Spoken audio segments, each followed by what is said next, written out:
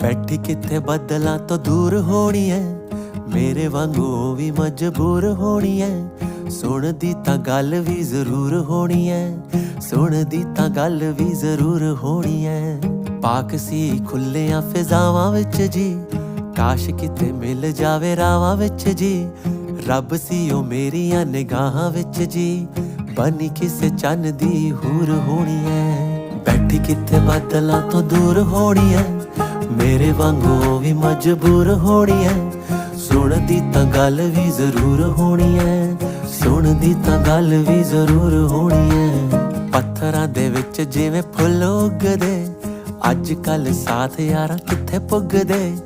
ਆਪਾਂ ਵੀ ਤਾਂ ਰਾਹੀ ਇਸ ਕੱਲ ਯੁੱਗ ਦੇ, ਕੱਢਦੀ ਉਹ ਮੇਰਾ ਵੀ ਕਸੂਰ ਹੋਣੀ ਐ। ਦੇਖੀਆਂ ਨਾ ਮੁੜ ਕੇ ਦੁਆਵਾਂ ਦਿੱਤੀਆਂ, ਰੱਬ ਜਾਣੇ ਕਿੰਨਾ ਨੇ ਸਲਾਵਾਂ ਦਿੱਤੀਆਂ।